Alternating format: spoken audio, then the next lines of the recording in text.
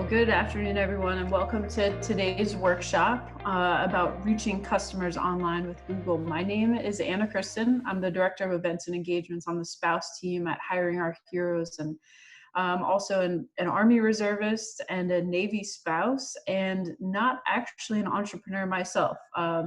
However, we do have a great partnership with Google, and they trained us on a bunch of topics like the one that we're going to go through today.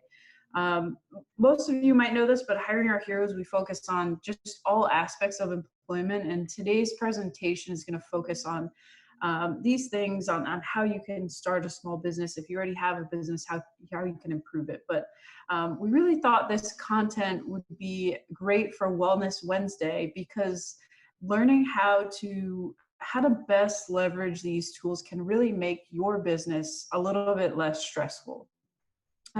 So Grow with Google helps people across the United States grow skills, careers, businesses. They offer free tools, training, events. There's a lot of great information and resources available at google.com/grow. And today I'm joined here with our presenter, Dan Smith. He's from our team, and he's going to walk through this workshop. But before I kick it over to Dan, who's far more qualified to give this presentation than I am, I wanted to do a quick poll. So in the chat, on the bottom, you have a couple of different features. So you have the ability to mute, unmute, start, stop your video. There's reactions, and then there's a chat function. So in that chat function, if you could, on a scale of 1 to 10, let us know how comfortable are you with leveraging Google to grow a business right now. And so we're going to start with that question at the beginning, and then we'll end today's workshop with that same question. Hopefully we'll see some improvement. If not, that will definitely help us know how we can improve presenting this workshop going forward. So again, scale of 1 to 10, how comfortable are you with leveraging Google to grow a business? I'm seeing some answers pop in, so I appreciate that. Feel free to be active in the chat. And with that, Dan, I'll kick it over to you. All right, thank you. Good afternoon. Bear with me real quick. I'm going to try to share my screen here with everybody so that you can see today's presentation. Hopefully everybody can see the presentation. Anna, yep, got a thumbs up from Anna. So we are good to go here. All right, like Anna said, my name is Dan Smith. I am a senior manager with Hiring Our Heroes. Been with them for about 4.5 years. Before that, I was active duty Coast Guard, and I've been a Coast Guard spouse for a long time. So the spouse employment side is a very important topic to me, and I don't just teach it, but I live it. With that said, let's go ahead and kick off this presentation. If you have any questions today, go ahead and use that chat function at the bottom and fire away with your questions. Anna is going to try to answer those as we go throughout the presentation through the chat so that we can continue running the presentation. And then, of course, at the end, we'll try to go ahead and answer any questions that you might have left over. And we also do have the ability to, if there's something that we can't answer, we'll reach out to Google for you, and we'll follow up later with an appropriate response. So the Grow with Google. So today's workshop, reach customers online with Google. We're going to break the workshop into 3 sections today. I'll start by explaining how Google search works. Oh, sorry, 1 second here, got some technical difficulties. There we go. I'll start by explaining how Google search works and where different types of information can appear on the search results. By understanding how Google's algorithms select the websites and other information that surface on the search result pages, and then you can implement those strategies that can improve your website's chances of showing there when potential customers search you. In the second section, we will discuss Google My Business, a free tool on Google that can help your business appear across Google Search and Google Maps. And third, I'll show you how to promote your products and services creating a smart campaign using Google Ads. So let's get started. Let's start by talking about how Google helps businesses reach their current and future customers. Think about the sheer volume of searches that are online. There are lots of searches, billions on Google every single day. Each search is an opportunity for a business like yours to connect to people who are looking for information. And the data shows that a lot of people are searching for information about local businesses, like hours of operation and driving directions. I know personally, I probably Google just hours of operation probably 3 to 5 times a week. And as we go through this presentation, think about some of the times that you actually use Google. Because before I started using this presentation, I never really did sit back and think about how much I use Google. And then after presenting this, it really started hitting home. And now I kind of laugh every time I pull out my phone or hit my laptop. And it really relates to how this works with small businesses. So I'm going to go ahead and try to start this video. Hopefully everybody has audio.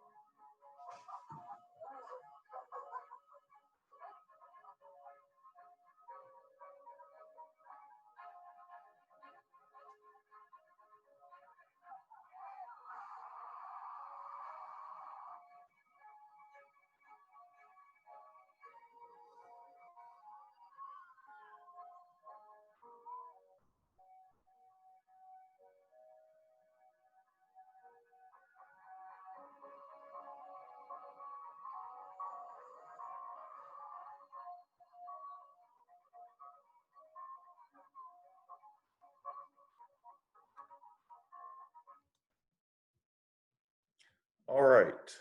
So as it plays, you'll see examples. Well, I should have said that before. So during the video, you saw some examples of everyday people and all around the world and how they use Google. So has anyone out there made a large purchase in the last year? Maybe a car, television, new smartphone? How many of you started by visiting a store and talking to a clerk? How many of you started by researching online? I'll bet that many, if not most of you, started online. That's where most people these days, and it's for all types of purchases, not just the big ones. And if you did some online shopping research, you might have started by reading customer reviews. Maybe you did some price shopping, compared some shipping costs, maybe even some warranties. The takeaway is that consumers, I am having technical difficulties here today. The takeaway is consumers often have a lot of info about products and services before they contact a business or visit a store. Your website might be the new front door, the first interaction a potential customer has with your business.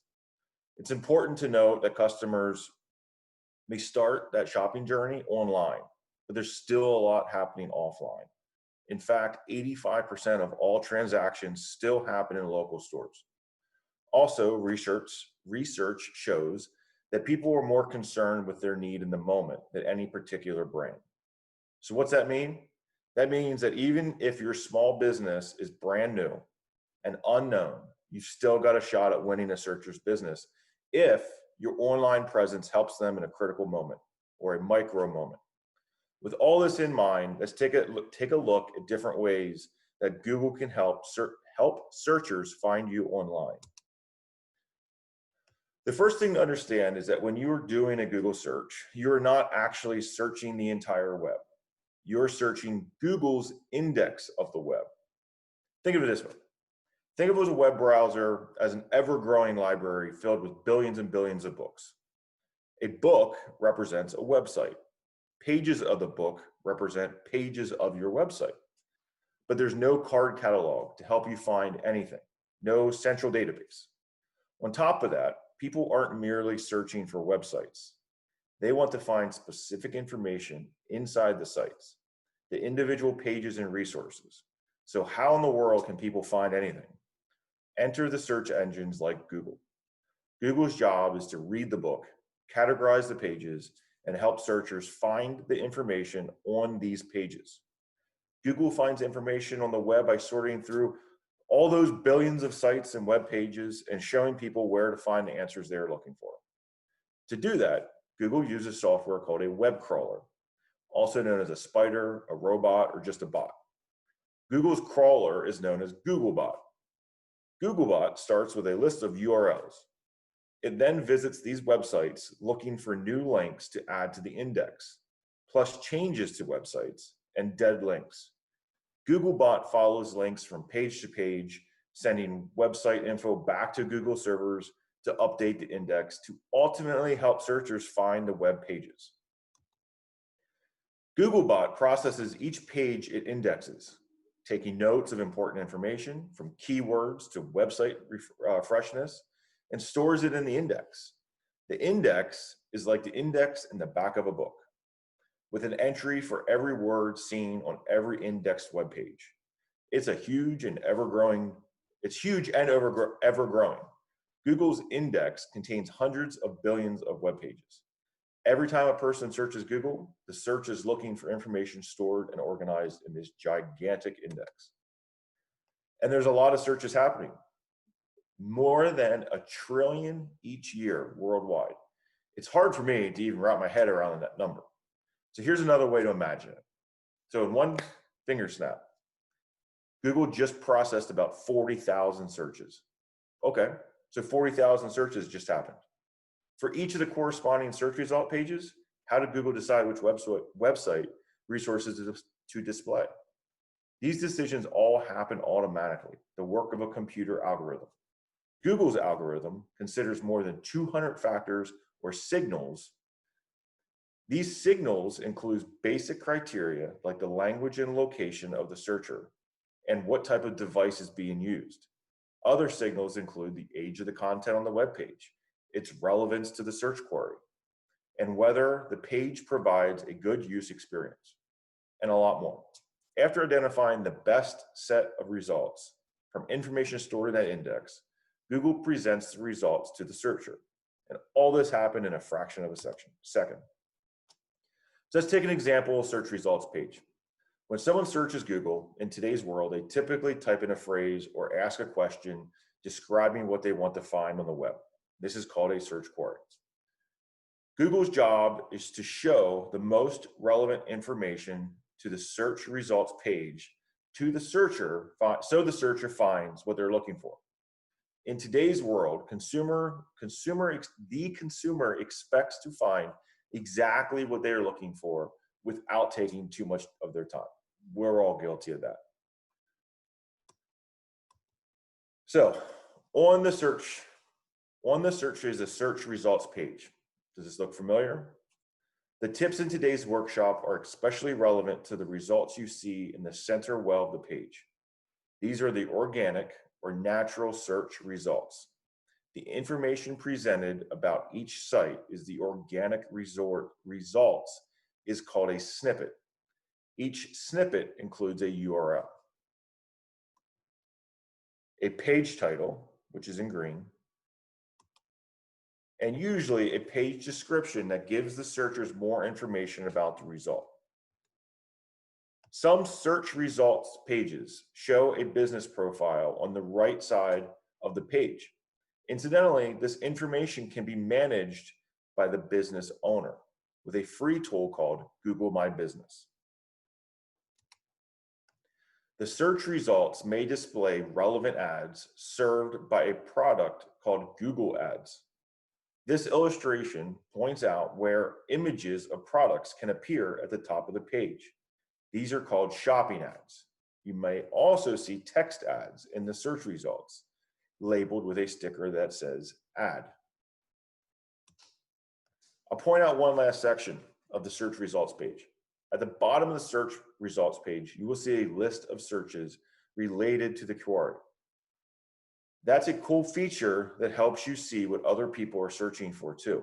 It can help you refine your search and get some insight into how people search Google.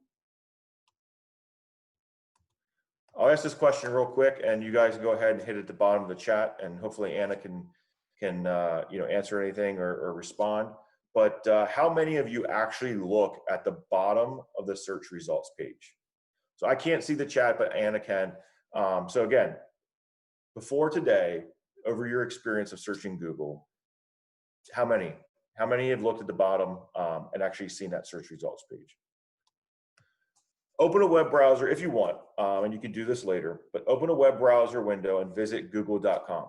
Search for words and phrases that should surface your website, if you have one, in the search results. Do you show up? If yes, what does it say? How does it look? Where do clicks on the results take you? If no, what sites do show up? Do you recognize these businesses? Now that we know how we appear across Google search result pages, let's take a look at the tips and tools you can use to help address any potential issues. This next section dives deeper into ways you can help your site appear in various sections using SEOs, or search engine optimization tips and tools from Google. Google My Business offers a free business profile on Google that can show your critical business information to searchers across Google Search and Maps on all devices. Google My Business doesn't replace a business website, but it can help your profile stand out in the search results and on Google Maps and send potential customers to your site. We all want that. If you own a small business, you want your customers finding you. Your business profile is automatically optimized for different devices. Creating a business profile helps you control the details Google displays, like business hours, contact information, store locations, photos and videos, and actually a lot more stuff, but we'll keep it to those basic topics for right now. So they're up to date and consistent across the search and the maps. Here are a few specific, relatively non-technical tips. Sorry, keep getting some technical difficulties here. Here are a few specific, relatively non-technical tips that can help. Regularly publish relevant information, original content. It should be useful for information rich, clear, and accurate. Include keywords using word types to find your pages, and make sure that your site actually includes those words. Always lead with your most important information. So think about what your goal is. If your goal is to get people to call your business, keep your phone number prominent. I think we're going to touch later here on if you want to get people to get through the door, but bulleted lists can help make text more readable. And where there's no rule of thumb, the more frequently you update your website, the more likely it will appear in the search engine results. As you publish content, keep it well organized. When your website content is organized into logical, clearly labeled areas, it helps human visitors more easily find what they're looking for. And it helps Google's algorithm better understand the content on your website. Every web page includes a title, description. It's part of the code. Many content management systems offer the option to enter this text. If you have the option, make sure all of these title elements are descriptive, specific, and accurate. Images can have important influence on the appearance and success of your website. Imagine websites that you visited in the past, ones that had images, ones that haven't. What was your impression of that? So here are some basic tips for selecting images. Images should be clear and focused.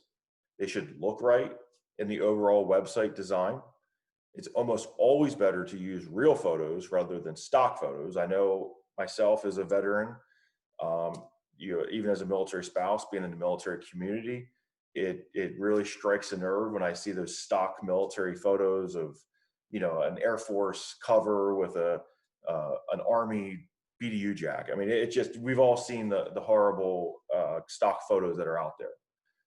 So before you add an image to your site, make sure you're also allowed to do so if it's not your real photo. Make sure you add an image description, also known as alt text or alt tag. This helps Google understand what the image is.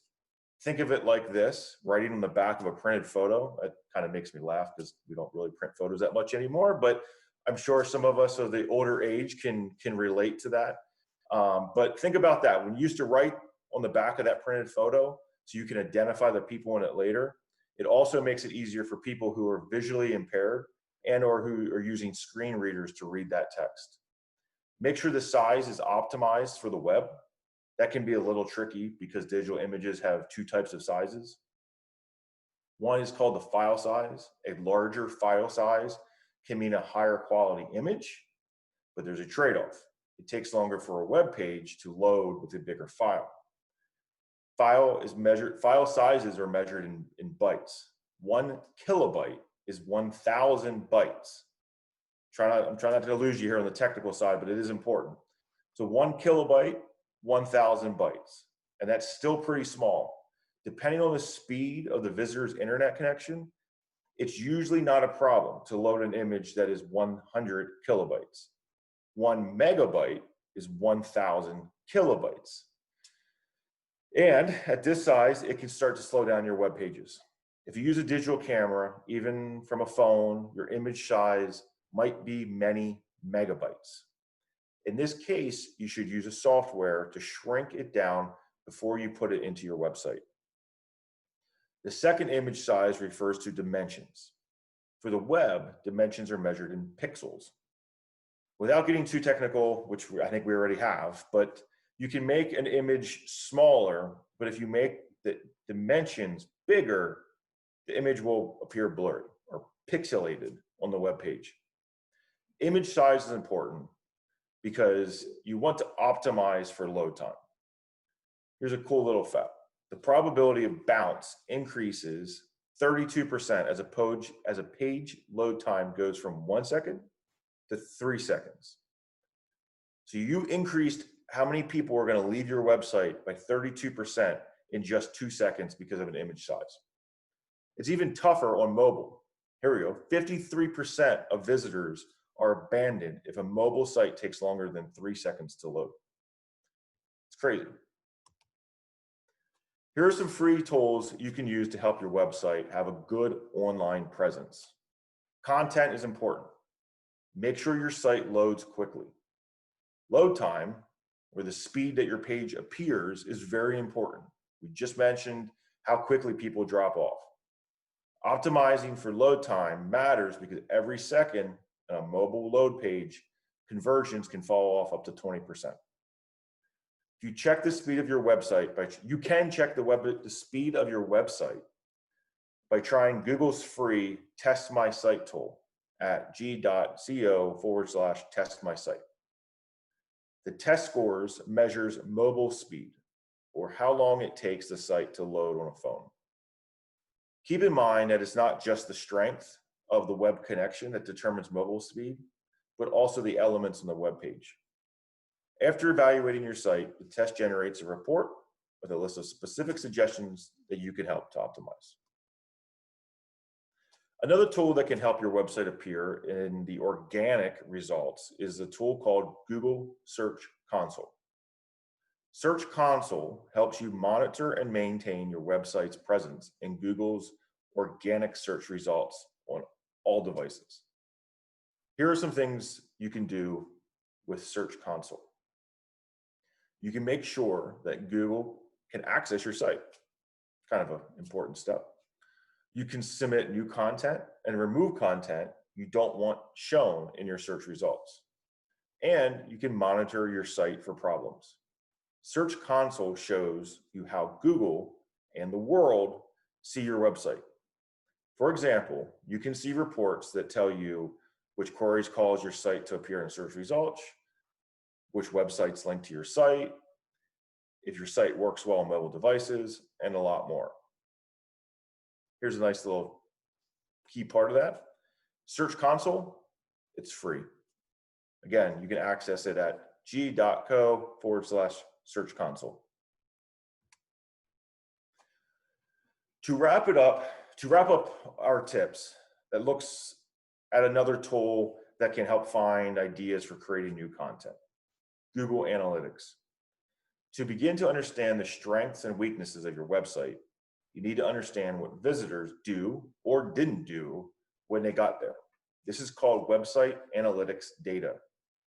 Google offers free analytics tool called Google Analytics. And words are tough today. Analytics include a huge suite of customizable reports that answer questions about the effectiveness of your site. Like, what are people reading and viewing? How much time do people spend? If it's an e-commerce site, where are people abandoning their shopping carts? This is an interesting one that I never really tracked until I started giving this presentation, but there's been many times where I've been on an online website, put something in my shopping cart, decide for whatever reason to not buy it, X out, and who knows, maybe an hour later, next day, I get an email from that company saying, hey, we see you abandoned this. Sometimes you even get discounts thrown that way. Never knew what was driving that. Now I know, Google Analytics. And if you advertise with Google, the data integrates into analytical reports so that you can measure the effectiveness of your ad campaigns. To sum it up, Google Analytics reports can help you make smart decisions about your site design, content, and functionality. To wrap up the tips, or one more last tip that we're going to touch on here is Google Trends. It's free, again, if you notice the reoccurrence here.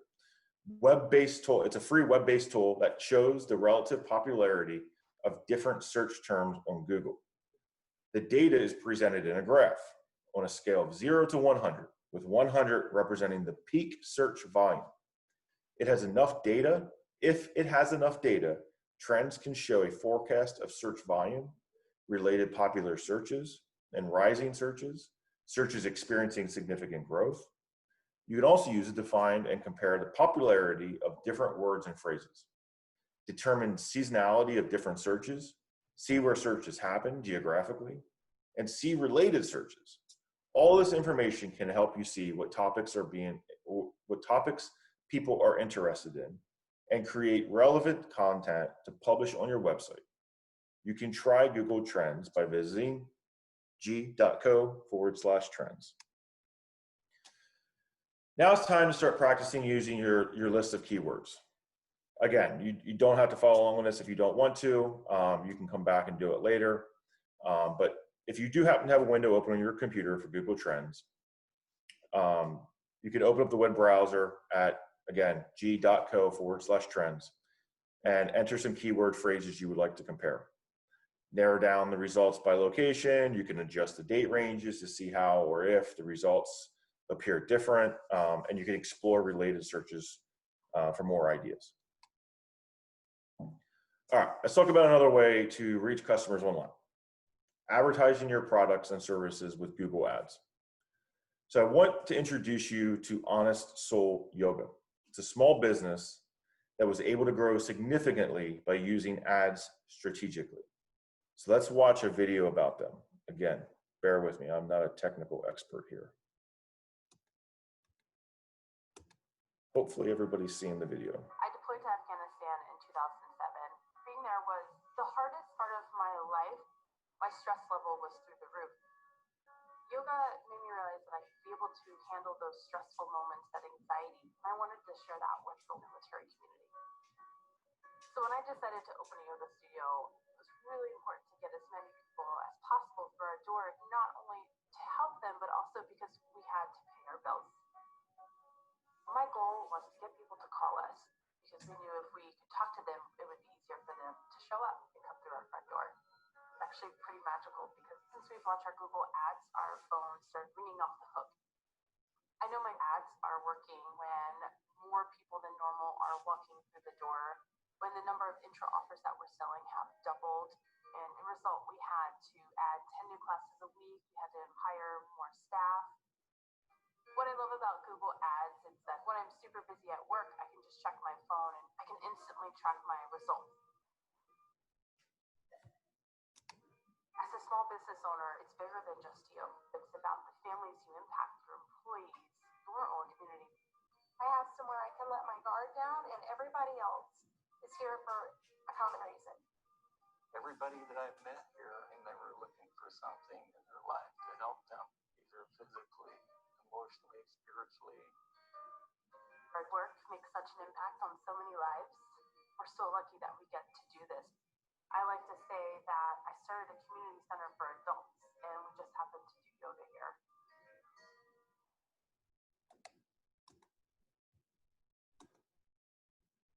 All right.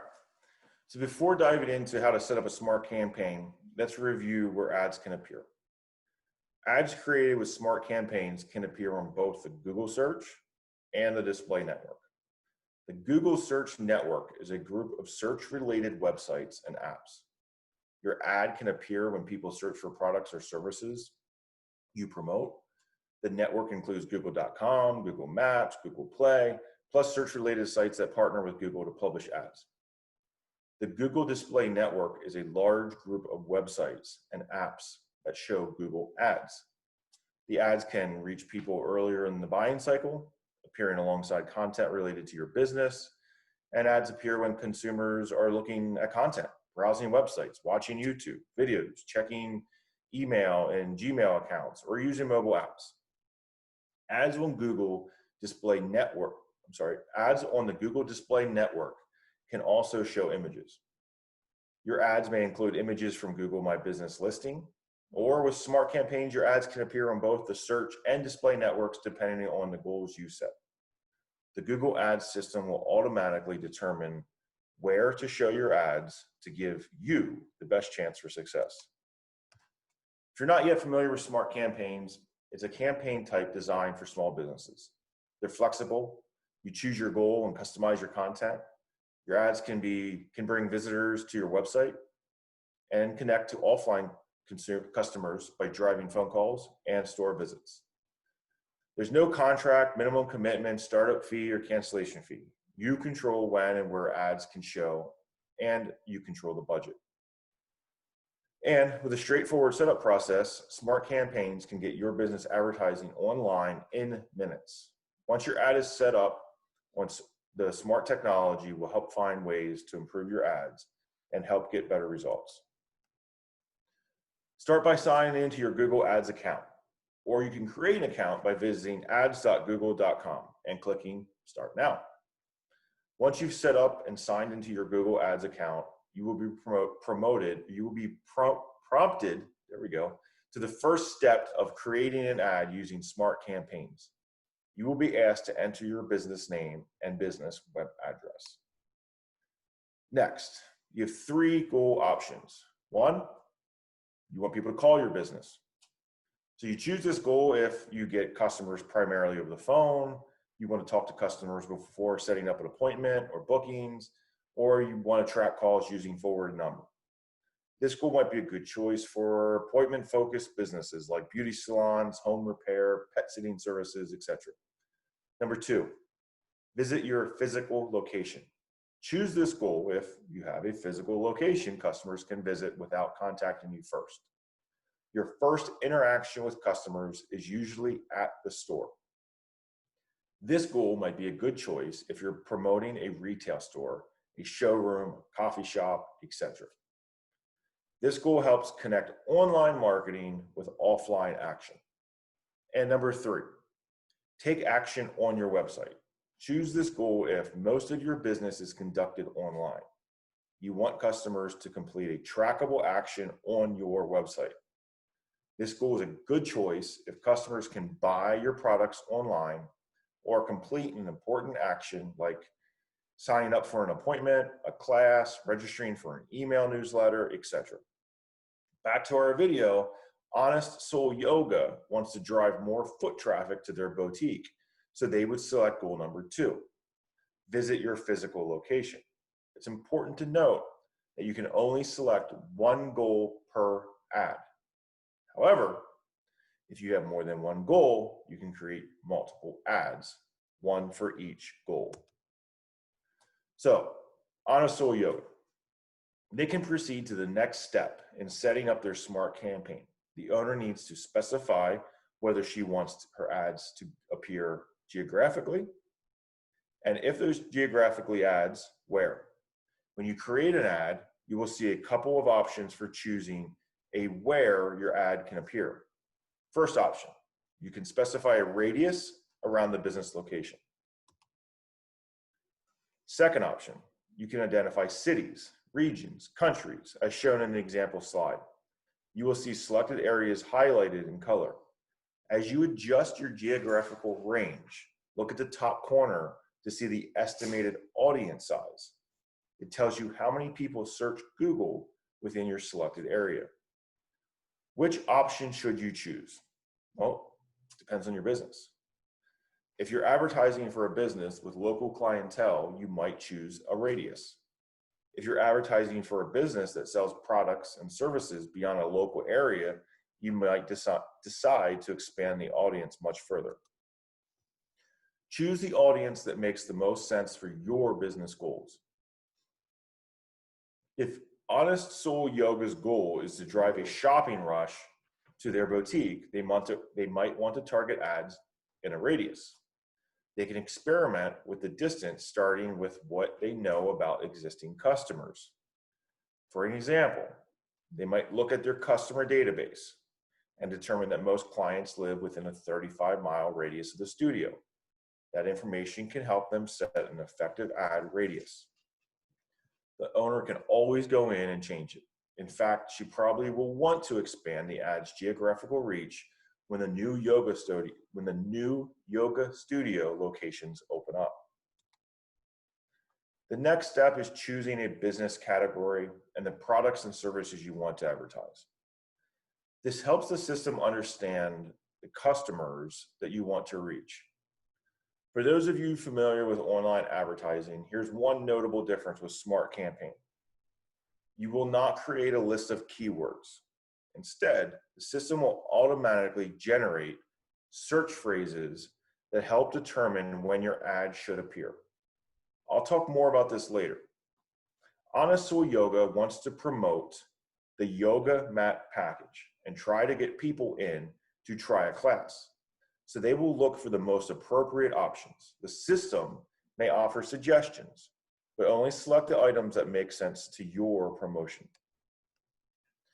Honest Soul's Yoga Smart Campaign is coming right along. The owner chose a goal, a geographical area, and described what she's advertising. Now it's time to create an ad. A text ad on Google typically contains 3 headlines, 2 description lines, and a display URL, or the web page address that appears with the ad.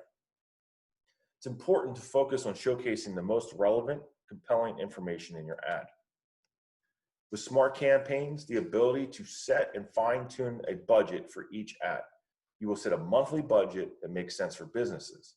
The cost will vary per click, but you will never pay more than your monthly budget. You pay only for the actual clicks and calls that your ad receives within the budget that you set. For an example, if your maximum monthly budget is $300, but you only receive $200 in clicks, got it, you'll be charged $200. Google gives you recommended options, but you can enter your own budget too. If you choose to enter your own budget, you'll see an overlay. Drag the slider to select your monthly budget. Below the budget slider, you will see a typical competitor budget range. As you adjust your budget, you will see the estimated ad performance on the right side of the page. It estimates how many ad views and clicks your ad might receive per month based on the selected budget. You can review your ad and make budget adjustments in your account anytime. After setting up your budget, the final steps will be to review your ad campaign setting, and set up a billing if this is the first time that you are setting up an ad. Now that you know how to set up a Smart Campaign in Google Ads, let's look at some best practices for optimizing your ad. There are a few more optional features that you can add to your Smart Campaign. One is to add images and logos to it. Adding images to your ad can help grab attention of potential customers. You're allowed to add up to 3 images and logos. Once you've uploaded your images, you can review how your ad will look in different formats. This is a cool feature of Smart Campaigns. After you upload your images, Google's smart technology will create a series of responsive ads for your campaign to test, helping you to get better results. The last campaign type we'll cover today is video campaigns. The campaign type lets you show a video ad on their own or within other streaming video content on YouTube or across the Google Display Network. Showing video ads may seem pretty sophisticated, but the setup is straightforward.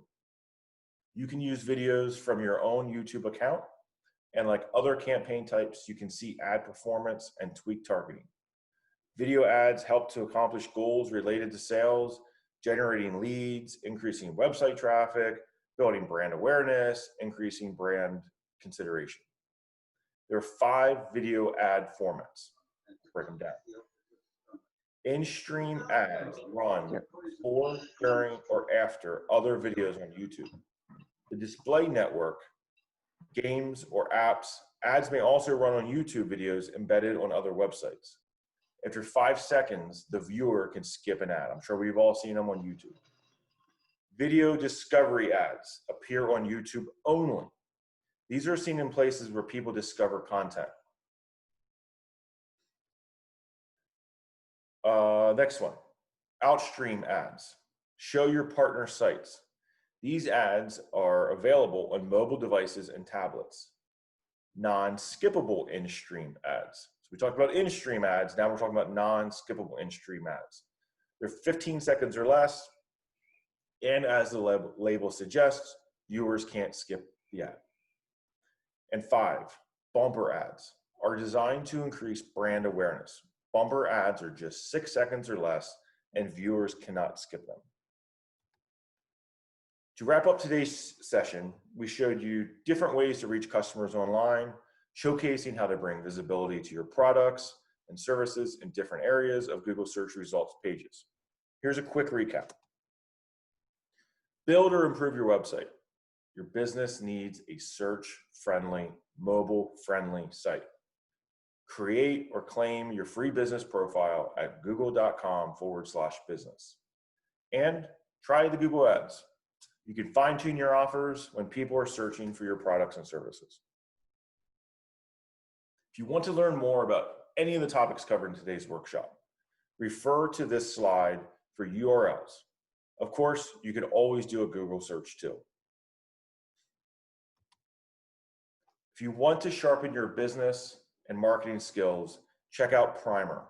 This is a free app you can download to your phone. If you have an Android device, you can download it at Google Play. If you have an Apple device, you can download it from the App Store. This has a series of short, fun lessons that are all less than 5 minutes each. You can access lessons specific to learning to work from home and do business online by visiting g.co/primer/from home. If you really want to become an expert at Google Ads for business, visit Skillshop. This was formerly called Academy for Ads. Skillshop is a one-stop training center for everyone who uses Google professional tools and solutions. There's training on Google Ads, Google Analytics, Google My Business, and more. The lessons here are categorized based on your experience. There's information perfect for beginners, intermediate, and even advanced users, and there's no charge for this training. You can access Skillshop by visiting g.co/Skillshop. Whether you sell online or in store, boost your business with a quick and easy elevation of your retail website with Grow My Store from Google. Grow My Store scores retailers, websites, and generates personalized reports with recommendations to help you improve the online experience you offer to your customers and grow your business. You can access Grow My Store by visiting g.co/Grow My Store. Another great resource is our quick help videos. Get answers and learn how to make the most of Google's tools in just a few minutes. You're going to learn things like how to get your business listed on Google search maps, how to create a YouTube channel for your business, and how to start Google Meet conference. Check out the playlist on g.co/grow/quick help. Grow with Google is an initiative that helps people prepare for work, find jobs, and grow their business. Job seekers can grow their skills in order to find new jobs and advance their careers. Teachers can learn how to put the latest technology to work inside and outside of the classroom. Small business owners can build their online presence and find new customers. Startups can learn how to get their ideas the exposure they need to succeed. Developers can sharpen their current skills and master new ones. And to learn about all this, visit google.com/grow. And with that, thank you. Thank you from Hire Heroes, and thank you from Google Grow with Google. Hey, Dan, thanks so much. I just wanted to close it out. I know we started the presentation with a poll. For those of you that are still on, same question. Scale of 1 to 10, how comfortable are you now leveraging Google's tools to help with your business? So if you could pop that in the chat. Again, these polls help us refine these workshops and make sure we're presenting content that may you. So if you have time, scale of 1 to 10, how comfortable are you now with using Google's tools to improve your business? All right, and while you guys are answering that question, just wanted to flag a couple of more opportunities that we have this week and next. So tomorrow, if you are, I know this was a business-focused workshop, but if you happen to be looking for your next career opportunity, we do have a virtual hiring fair tomorrow. You'll see that on the hiringourheroes.org/events website listed as a Carlisle Barracks area. We do have national employers there, so anyone, regardless of the location, is welcome to attend. You can still sign up today. You'll be contacted by one of our career connectors for some follow-on processes. So check that out. And then next Wednesday, we are really thrilled to be co-hosting an event with the SBA, the Small Business Administration. That's from 1 to 3:30 p.m. on August 19th, and that is a Military Spouse Entrepreneur Summit. We will be joined at that event by the SBA Administrator and by the Second Lady of the United States. So there should be some really great content on resources. Again, that's next Wednesday the 19th if you're looking to attend another entrepreneurially focused event. With that, Dan and I are going to stay on the line for just another minute. If you have any questions in the chat, pop them in. Otherwise, we thank you all for taking the time to join us today, and be sure to check out our other opportunities on the career community. Have a good one. And Martha, I just saw your chat. Good luck with discovering this on your own. I don't see any other questions. So with that, Elena, let's close it out.